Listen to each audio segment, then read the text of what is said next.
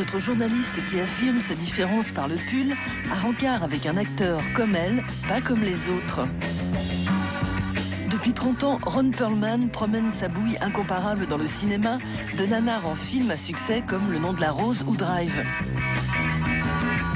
Son premier boulot d'acteur, à peine maquillé, c'était un homme de Néandertal dans La Guerre du Feu de Jean-Jacques Hano en 81.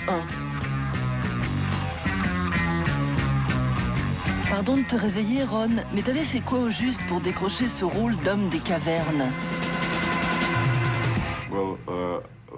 En fait, ma grande chance, c'est que Dieu m'a donné ce front et ses yeux enfoncés. J'avais la tête la plus proche de Néandertal qu'Hano ait pu trouver pendant ses longues recherches. Donc j'ai pas eu à faire grand-chose. Tout était là, dans ma structure osseuse, et moi je n'y suis pour rien. C'est grâce à la génétique et à Dieu.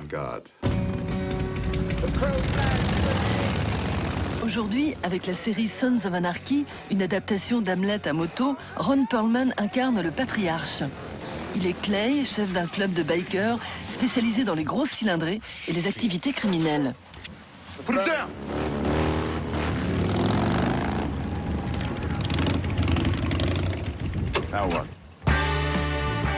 Pourtant, sa route a été longue et décoiffante à Hollywood, où Perlman a longtemps souffert du délit de sale gueule. C'est le réalisateur mexicain Guillermo del Toro qui lui offre sa première tête d'affiche dans Hellboy, où il incarne le super-héros couleur sang. Le géant roux de la Cité des Enfants Perdus de Jean-Pierre Jeunet, c'est lui. Et c'est encore un Français, Jean-Jacques Hano, qui lui donne ses premiers rôles de La Guerre du Feu à Au Nom de la Rose en 86. Longtemps avant qu'il ne perce dans son propre pays.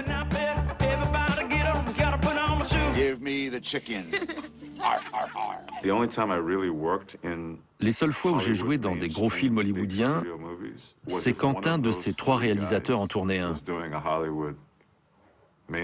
Quand Jean-Pierre Jeunet réalisait Alien, la résurrection, je me suis retrouvé tout à coup dans un gros film de la Fox. Et quand Guillermo del Toro a tourné Blade 2, je me suis retrouvé dans un grand film chez New Line. Pareil pour Hellboy. Mais à part ça, il n'y a aucun réalisateur américain à qui je doive ma carrière.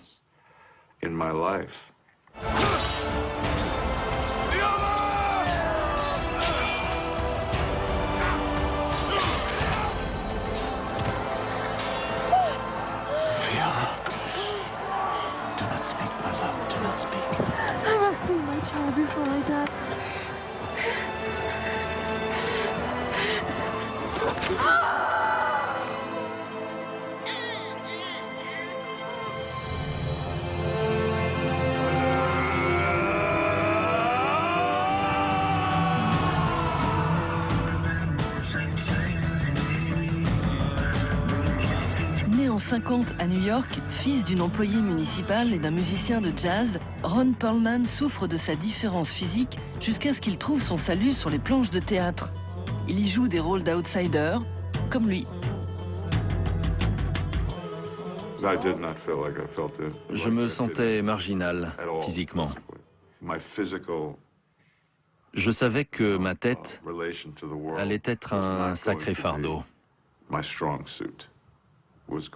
que j'allais devoir compenser ce que je considérais peut-être comme quelque chose de monstrueux. Get your hands up, please, sir. What? Get your hands up, please.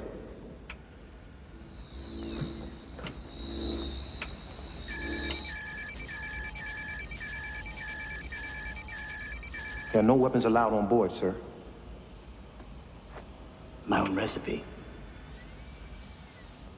Way more dangerous. Il y a une sorte de justice incroyable pour moi en tant qu'artiste. Et c'est ce qui me rend très heureux et très fier à la fois. Très souvent, j'ai joué le rôle du type monstrueux de l'extérieur, mais qui a fait un tel travail sur lui-même qu'il en est devenu beau à l'intérieur.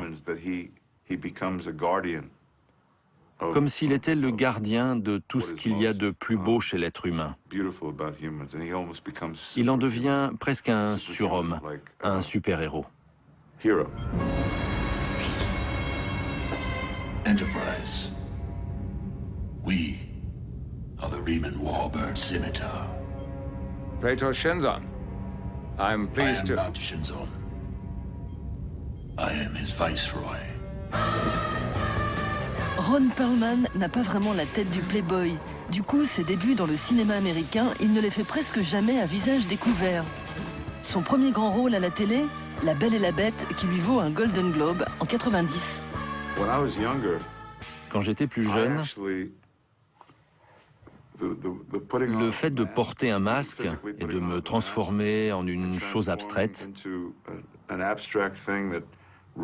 loin de moi, mais dans laquelle je devais me retrouver aussi, c'était libérateur. C'était une bonne façon de travailler. Moi qui étais mal dans ma peau, dès que je mettais un masque, j'étais caché. Ron n'était plus là. Et ça m'a donné beaucoup de liberté.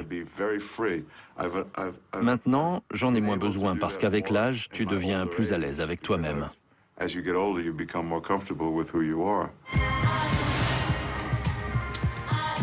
Désormais, Ron Perlman tombe le masque et prend sa revanche sur Hollywood. Il incarne des personnages charismatiques et se paie même le luxe de tomber les poulettes à l'écran. En 2010, c'est Demi Moore qui succombe.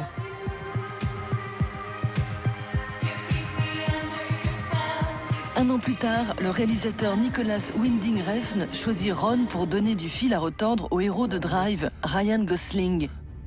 Un grand rôle de méchant.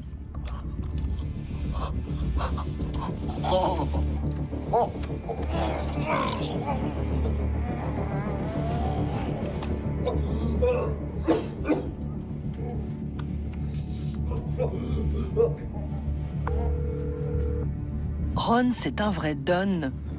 You got something fucking belongs to me. Seems that way.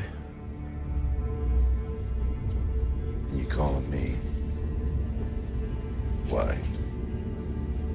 You expect me to buy my own shit back from you? I'm not selling it. I'm gonna give you a time and a place, and you're gonna come and get it. Do you understand? You discussed this with anybody else? No, just you. You're not very good at this, are you?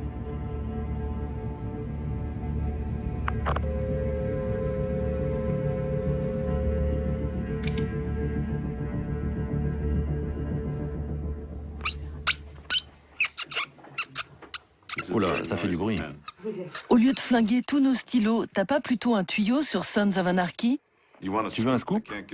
Non, non, je ne peux pas. Ça serait injuste envers mes amis français. Le fait que je meure à la fin de... Oh. On peut rembobiner. On recommence, s'il vous plaît. I